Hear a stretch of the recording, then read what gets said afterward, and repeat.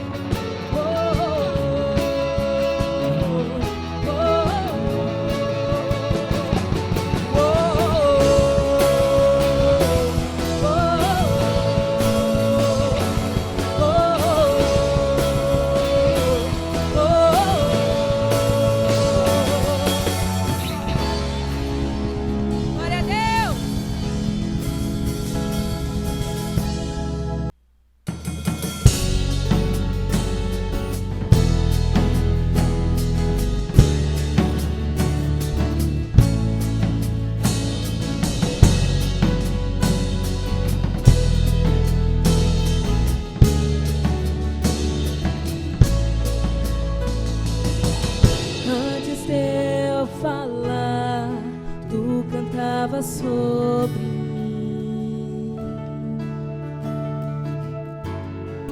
Tu tens sido tão, tão bom pra mim.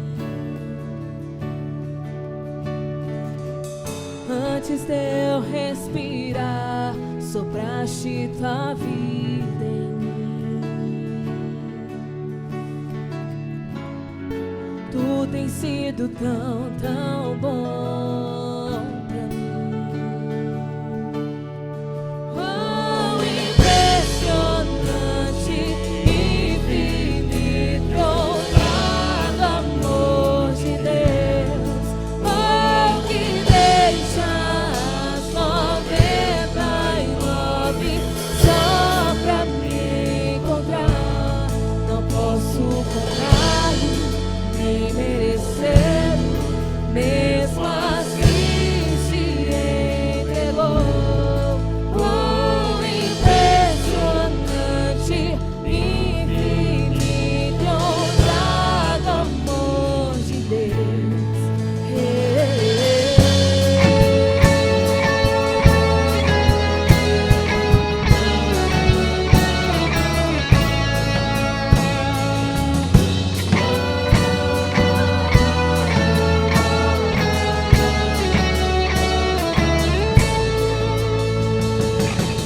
Inimigo eu fui, mas teu amor me tomou.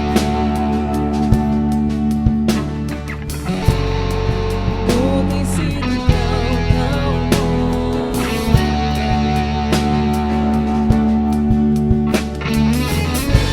Não tinha valor, mas tudo pagou por mim. Tu tens sido tão, tão bom pra mim. Oh, impressionante, infinito, ousado amor de Deus.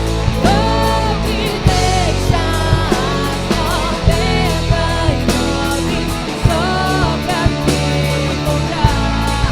Não posso comprar-me, nem merecer-me, mesmo assim se entregou.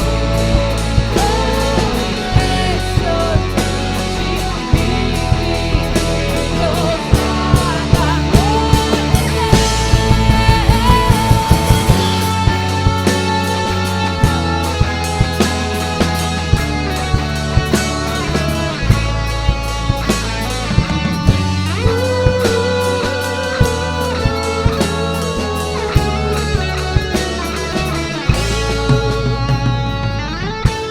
Traz para sombras, escalas montanhas pra me encontrar. Derruba as muralhas, destrói as mentiras pra me encontrar. Traz luz para sombras, escala as montanhas pra me encontrar. Derruba as muralhas, destrói as mentiras pra me encontrar. Traz luz para sombras, escala as montanhas pra me encontrar. Derruba as muralhas, destrói as mentiras pra me encontrar. Traz luz para sombras,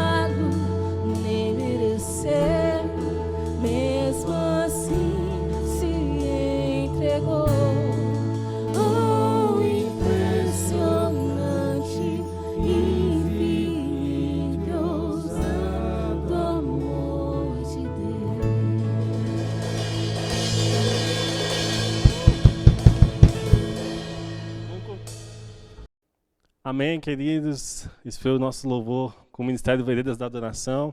Vamos passar agora para o momento da palavra com o pastor Túlio, que vai trazer uma palavra diretamente do coração de Deus para nós nessa noite. Amém? Boa noite, a graça e a paz, queridos irmãos. Que bom poder estar com vocês aí no seu lar.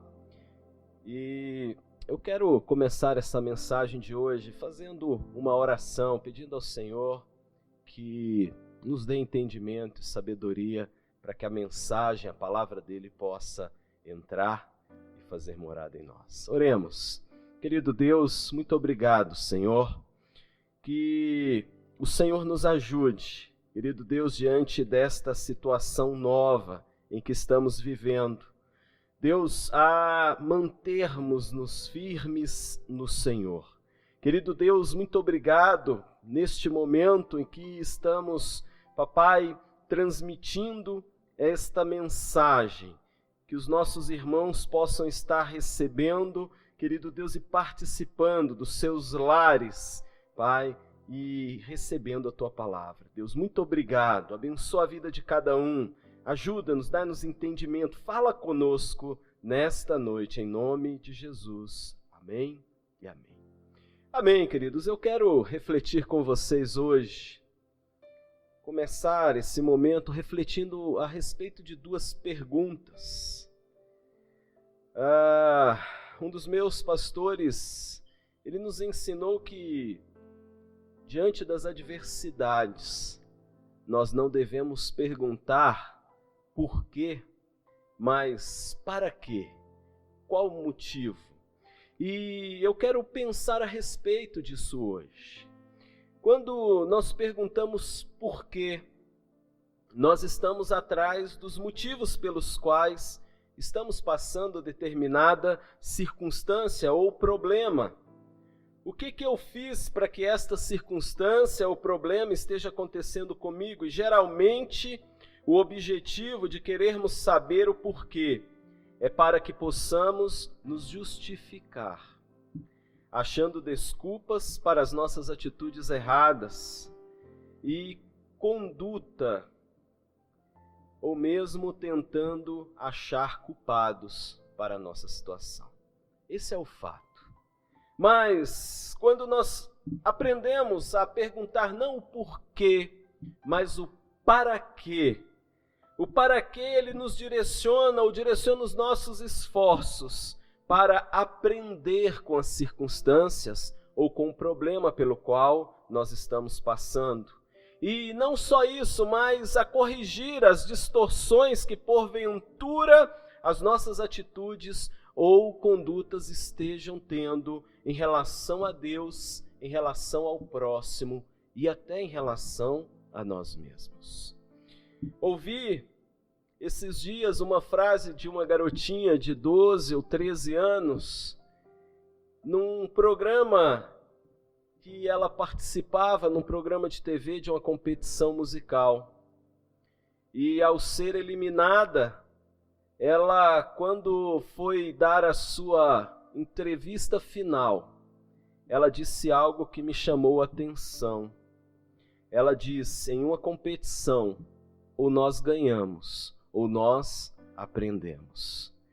E que sabe as palavras dessa garotinha tão nova, mas é bem verdade que também é possível aprender sim com a vitória, mas isso é muito mais propício quando não se ganha.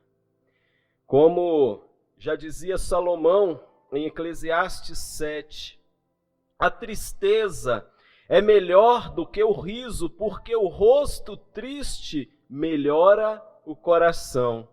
O coração do sábio está na casa onde há luto, mas a dos tolos, o coração dos tolos na casa da alegria. A verdade é que aprender com situações pelas quais passamos exige de nós assumir responsabilidade.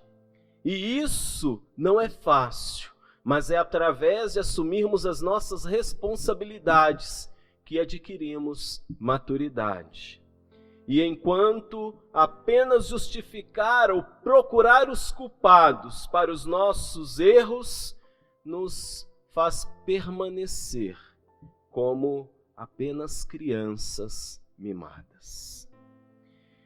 E por que eu estou falando tudo isto? Eu quero refletir hoje, nessa breve mensagem, a respeito do momento pelo qual nós estamos passando.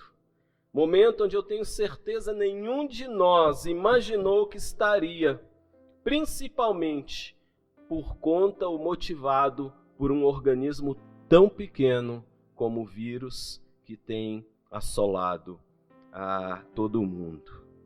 E acredito que este é um momento propício, um momento para nós pararmos e refletirmos, mas não só refletirmos, para nós aprendermos aquilo que o Senhor quer nos ensinar com esse momento que parece ser tão difícil para todos nós.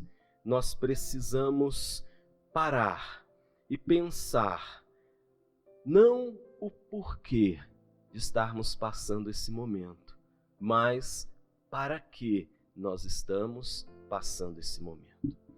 E eu quero pensar a respeito de pelo menos 3 coisas que nós podemos aprender nesses dias. Claro que poderíamos pensar sobre várias outras, e eu tenho certeza que você aí já passou tantas coisas na sua mente, mas eu quero apenas limitar-me a 3.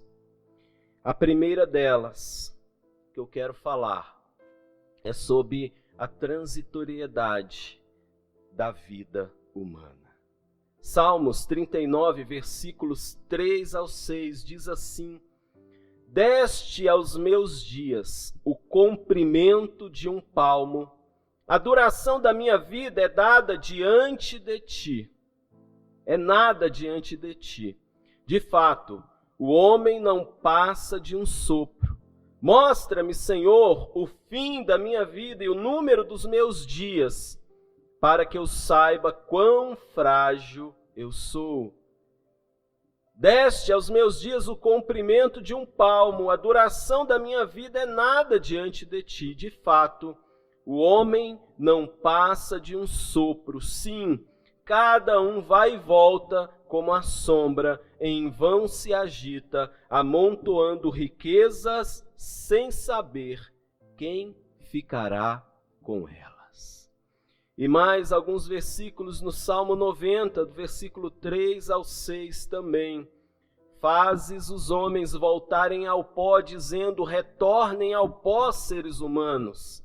De fato, 1000 anos para ti são como o dia de ontem que passou, como as horas da noite. Como uma correnteza, tu arrastas os homens, são breves como o sono, são como a relva que brota ao amanhecer, germina e brota pela manhã, mas à tarde murcha e seca. O salmista, ele reflete muito bem a respeito da transitoriedade da vida. Aquilo, o tempo que nós passamos aqui nesta terra. Se nós compararmos os anos que nós passamos aqui, que a palavra do Senhor nos Salmos também diz que são 70, 80 anos, o que passa disso é cansaço e enfado, comparado com a eternidade.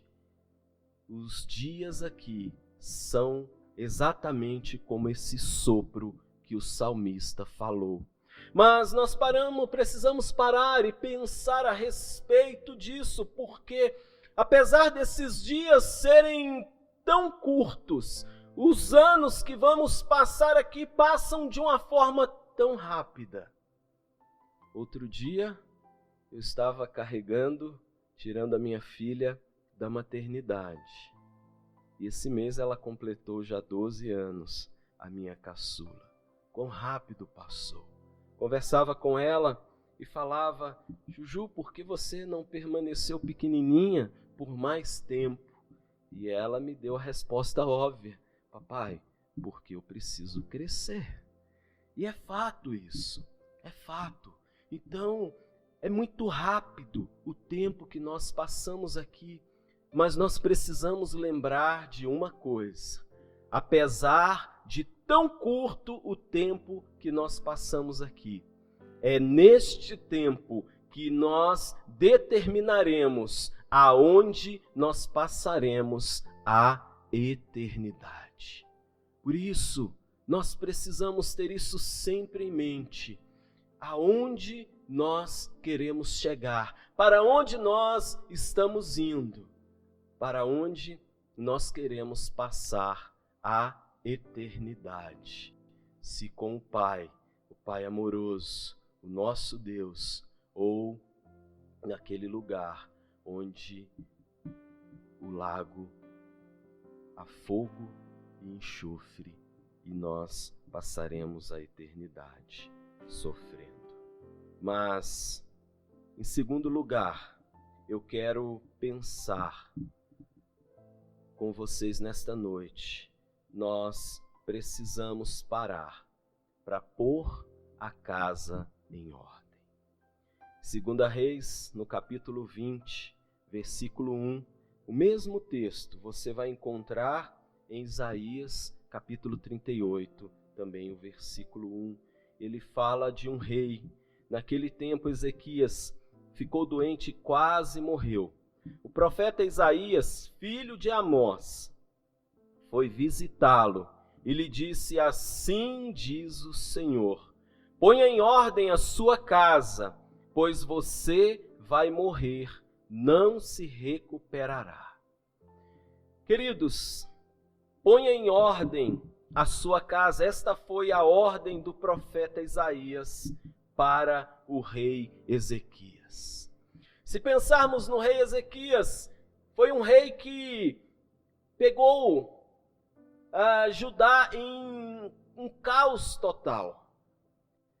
Entretanto, no seu governo, e ele assumiu ainda muito novo, aos 25 anos, ele organizou Judá economicamente, ele trouxe o povo para a adoração ao Deus, o Deus de Abraão, o Deus de Isaac, o Deus de Jacó. Ele derrubou os postes ídolos, ele derrubou aqueles santuários que eram feitos aos deuses pagãos. E ele levou o povo a adorar novamente o único Deus. Mas além disso, ele também venceu batalhas, principalmente batalhas contra os assírios, que se levantaram tão fortemente contra Judá naquela época. E, queridos, o texto, ele não me dá margem para pensar que a casa de Ezequias, ela estivesse em desordem. Mas, talvez, o recado de Deus para Ezequias é que ele precisava organizar a sua casa para que, já que ele ia, alguém precisaria substituí-lo. E ele precisaria preparar essa pessoa, deixar esse seu filho sabendo disso, preparando ele para assumir o cargo e dar continuidade na grande obra que Ezequias estava fazendo em Judá. Mas eu quero pensar, trazendo aqui para os nossos dias, e fazer uma pergunta: como se encontra a sua casa? Como se encontra a sua casa? Conversando com o irmão esse final de semana, e ele me contava do aniversário do filho, e devido a essas restrições, a essa quarentena, eles fizeram um aniversário virtual, onde fizeram videochamadas para as pessoas, os parentes mais próximos, tios, e me chamou a atenção quando ele falou, estava até um irmão meu que mora distante, mas era um irmão que eu já não tinha contato, porque nós tivemos alguns problemas e eu achava que ele estava com raiva de mim. Mas foi tão bom porque nós pudemos conversar e resolver a nossa questão e estamos em paz. Eu penso que nestes dias nós precisamos pensar a respeito disso. Como está a sua casa? Como está o seu relacionamento com os seus pais? O seu relacionamento com o seu cônjuge? O seu relacionamento com os seus filhos? Como está o relacionamento com os seus irmãos? Com a sua parentela? Sabe, queridos, nós precisamos colocar a nossa casa em ordem. E diante disso, eu quero trazer aqui para você alguns conselhos. O primeiro deles, seja bênção para a sua família, antes de querer ser bênção para a família dos outros. 1 Timóteo, capítulo 3, versículos 4 e 5, Paulo falando a respeito de como deviam ser as características de um bispo, falando a Timóteo, ele diz: ele deve governar bem sua própria família, tendo os filhos sujeitos a ele com toda a dignidade, pois se alguém não sabe governar sua própria família, como poderá cuidar da igreja de Deus? Sabe, queridos, cuidar bem da nossa família. A nossa família é a primeira que deve receber os nossos cuidados. E embora a instrução de Paulo fosse para os bispos, essa instrução, ela precisa se refletir a cada família cristã deste mundo. Nós precisamos cuidar bem dos nossos. O segundo conselho que eu quero deixar para você: cuide dos de sua casa antes de querer cuidar dos da casa de Deus. 1 Timóteo, capítulo 5, versículo 8. Se alguém não cuida de seus parentes, e especialmente dos de sua própria família, negou a fé e é pior que um descrente. Sabe, queridos, eu às vezes tenho visto algumas coisas que eu não consigo entender. Pessoas dizendo que estar dentro de casa, que já não conseguem mais, não tem mais paciência para estar com os seus filhos ali, que está tirando o juízo delas. Isso me preocupa, porque será que nós chegamos ao ponto de estarmos tão bem enquanto os nossos filhos estão em escolas, creches ou qualquer outro lugar que não conosco, e quando nós precisamos dedicar, ainda que esse tempo maior que estamos passando com eles, nós nos estressemos tanto assim? Nós precisamos reaprender a conviver com os nossos filhos. Nós precisamos reaprender a estar com eles, conversar, viver com eles. Nós precisamos disso. E o terceiro conselho: viva a vida comum do lar. Tenha tempo com a família. Qualidade de tempo é melhor que quantidade de tempo, embora nesses dias nós também estejamos tendo bastante quantidade de tempo. Mas não confunda as coisas. Quantidade, ela nunca substituirá a qualidade do tempo que você passa com a sua família. Qualidade de tempo quer dizer atenção, dedicação, exclusividade, estar com eles e com mais nada. Hoje temos uma facilidade muito grande de nos dispersarmos, de nos distrairmos e às vezes conversando com nossa família, os nossos filhos, cônjuge, nossa mente vagueia ou o celular não nos deixa prestar atenção naquilo que está sendo falado. Qualidade de tempo precisa ser aquilo que nós buscamos quando estamos com a nossa família. Aproveite os momentos com a sua família. Talvez depois que este surto tiver passado, nós não desfrutaremos mais deste mesmo tempo para estar com eles, a não ser no céu.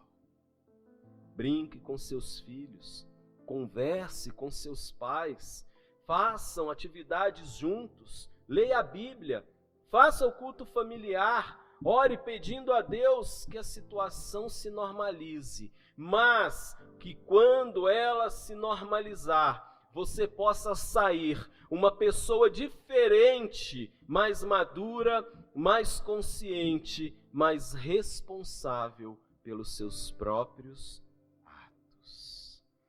E a terceiro ponto que eu queria refletir nessa noite é que não há diferença entre o rico e o pobre no final desta vida.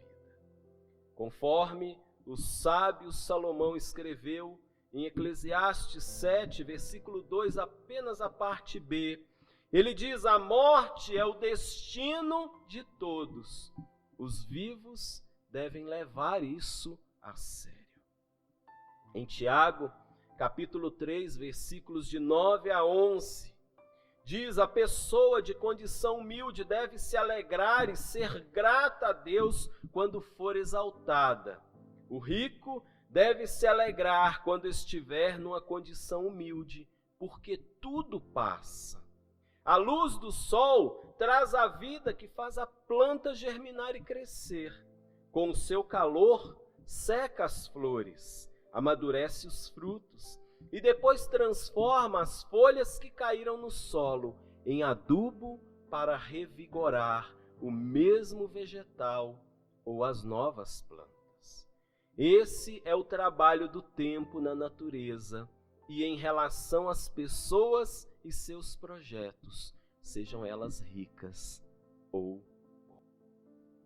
Em Lucas 12, há um acontecimento que um homem, no meio da multidão, inquiriu Jesus pedindo que dissesse ao seu irmão para dividir a herança com ele. O desenrolar dessa conversa deve nos ensinar uma importante lição. No versículo 15, Jesus ele disse à multidão que o ouvia: cuidado, fiquem de sobreaviso contra todo tipo de ganância. A vida de um homem não consiste na quantidade dos seus bens. E após contar uma parábola sobre um agricultor que teve uma grande colheita, mas cujos seus celeiros não comportavam armazenar aquela tão grande quantidade colhida, ele pensou: vou derrubar todos os celeiros, vou construir novos celeiros maiores, vou armazenar a colheita e os meus bens, e eu vou descansar e viver alegre, viver comendo, bebendo e gozando a vida. Então, esse homem, ele ouve um recado de Deus, insensato, ou em algumas versões, o versículo é traduzido, esta palavra é traduzida como louco. Esta mesma noite, a sua vida lhe será exigida. Então, quem ficará com o que você preparou? No versículo 20. Sabe, queridos, nós precisamos pensar a respeito disso. Precisamos pensar, não é a quantidade dos bens. Precisamos pensar que não é aquilo que nós temos, não é aquilo que nós acumulamos aqui nesta terra, mas é o legado que nós deixamos, é aquilo que nós ensinamos, é aquilo que nós, pelo exemplo, passamos para as gerações que estão vindo, assim como aquela árvore que Tiago fala, que as folhas caíam e alimentavam a própria planta ou novas plantas. Nós precisamos ser estes que não estão preocupados. A nossa maior preocupação não deve ser a acumulação de bens, mas nós devemos pensar que temos a responsabilidade de ensinar uma geração, de ensinar pessoas, de ensinar aqueles que estão ansiando e que esperam de cada um de nós uma palavra, um conselho, um ensinamento. Precisamos pensar a respeito disso. E precisamos pensar que este momento não é um momento para pensarmos naquilo que perdemos ou naquilo que podemos ganhar, mas é um momento de sermos solidários, ainda que seja nos oferecendo para ir ao supermercado, farmácia ou padaria, no lugar daqueles que fazem parte das faixas de maior risco, ou ainda fazermos da segurança do nosso enclausuramento, podermos homenagear com palmas os profissionais da saúde que estão na linha de frente da batalha, de deixarmos neste momento as nossas diferenças de lado e nos unirmos em prol de um bem maior. Creio que este é um tempo de Deus em nossas vidas, para voltarmos a ser mais humanos e menos materialista, revermos nossas prioridades e os nossos valores e nos perguntarmos: para que, Senhor? O que eu preciso aprender com tudo isso? Que nós possamos refletir a respeito disso, queridos. Que nós possamos pensar a respeito desses 3 pontos. A transitoriedade da vida, pôr a nossa casa em ordem. E por último, entender que não há diferença entre o rico e o pobre no final desta vida. O que vai fazer a diferença é quem nós escolhemos servir e crer nestes tão breves instantes que passamos aqui por essa terra. Eu quero orar com você nesse momento. Querido Deus, obrigado, Senhor. Este não é um momento, Senhor, fácil, nem é um momento, Senhor, pelo qual nós sabemos todas as respostas. Pelo contrário, na verdade, nós sabemos muito pouco. Mas, querido Deus, é um momento único onde o Senhor nos volta para dentro do nosso lar e nos faz pensar a respeito, Senhor, dos nossos valores, nos faz pensar a respeito daquilo que temos buscado nestes dias, papai. Sabedores de que estes dias são instantes tão breves, se comparado com toda a eternidade que viveremos contigo. Pai, mas, apesar de breves, são momentos determinantes nas nossas vidas. São anos determinantes em nossas vidas. Querido Deus, e a minha oração é para que o Teu Santo Espírito possa, Senhor, dentro de cada lar, dar sabedoria aos pais. Querido Deus, levar o fruto do Teu Espírito, principalmente, Senhor, a paz, a mansidão, domínio próprio, a longanimidade, o amor, querido Deus, que nestes dias precisamos tanto deles sendo evidenciados nas nossas vidas. Por isso, abençoa os teus filhos, abençoa a tua igreja, abençoa, Senhor, a nossa nação, abençoa as nações da terra, querido Deus, para que possam, nesse tempo que estão vivendo, refletir acerca destas coisas. E depois de termos passado por tudo isso, Senhor, não só permanecermos inabaláveis com a nossa fé em Cristo, mas principalmente sairmos daqui pessoas mais maduras, pessoas mais responsáveis, pessoas mais humanas. Essa é a nossa oração em o nome de Jesus. Amém e amém. Queridos, e eu quero, para finalizarmos esse momento,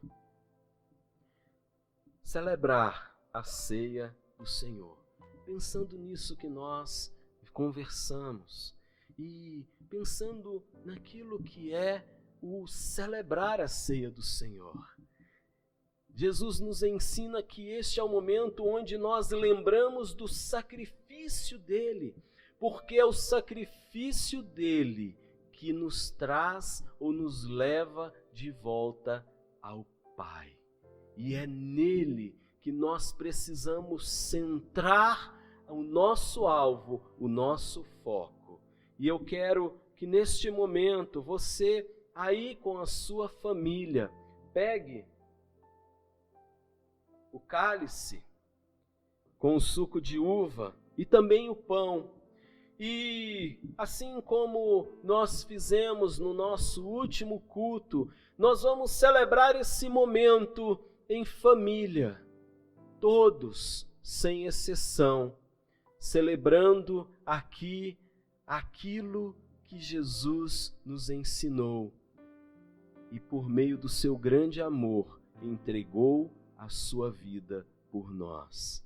E eu quero orar com você, consagrando, apresentando estes elementos diante do Senhor. E então nós vamos participar do pão e do suco de uva, do cálice.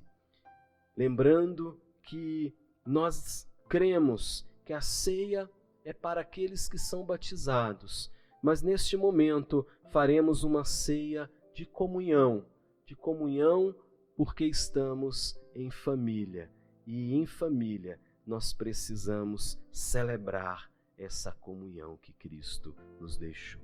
Senhor Deus, muito obrigado, Pai.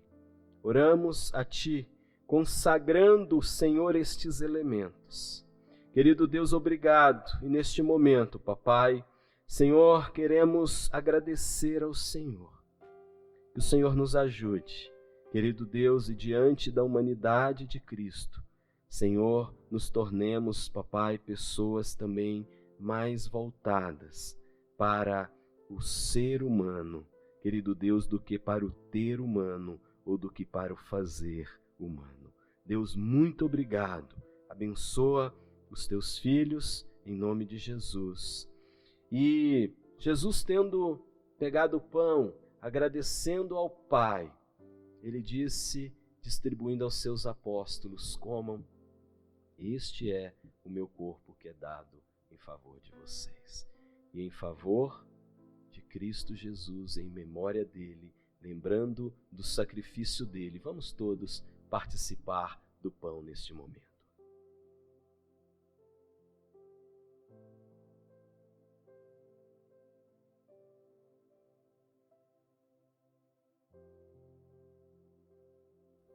E também, tendo pegado o cálice, dando graças ao Pai, distribuiu aos seus discípulos e disse: bebam, este é o cálice da nova aliança que eu faço com vocês. Em memória de Cristo Jesus, participemos também do cálice.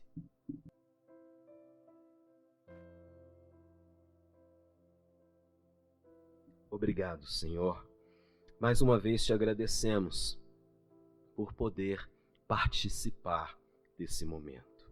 Querido Deus, e neste momento tão especial em que estamos vivendo, que o Senhor traga esta comunhão, a coinonia do Teu Espírito Santo aos nossos lares, em nome de Jesus. Queridos, que o Senhor te abençoe, que o Senhor te dê uma semana onde a paz dEle possa reinar em seu lar, em seu coração. Lembrando daquela canção que eu gosto tanto, Esta paz que eu sinto em minha alma não é porque tudo em mim vai bem, mas esta paz que eu sinto em minha alma é porque eu louvo e amo ao meu Senhor. Amém? Que a graça do Senhor Jesus Cristo, o amor de Deus, o nosso Pai, e a comunhão do Espírito Santo de Deus seja sobre a sua vida e sobre toda a igreja, em nome de Jesus. Amém, amém. Deus te abençoe, um beijo no seu coração e eu espero em breve poder voltar a te dar um abraço. Fica na paz, o Senhor te abençoe, em nome de Jesus. Amém, amém. Amém, queridos. Antes de encerrarmos esse culto, queria dizer que com essa situação do coronavírus, nós pretendemos continuar os cultos dessa forma, com transmissões online, para que nós possamos receber da palavra de Deus em nossas casas, até que essa situação se resolva, que, se Deus quiser, acontecerá em breve. Os irmãos que queiram transferir os seus dízimos, suas ofertas, nós vamos colocar os dados da conta da igreja aqui na descrição, também aqui abaixo, para que os irmãos possam colaborar, enviar os seus dízimos, suas ofertas, conforme Deus tem colocado no seu coração. Amém? Que Deus abençoe a todos, tenham uma ótima semana e até a próxima.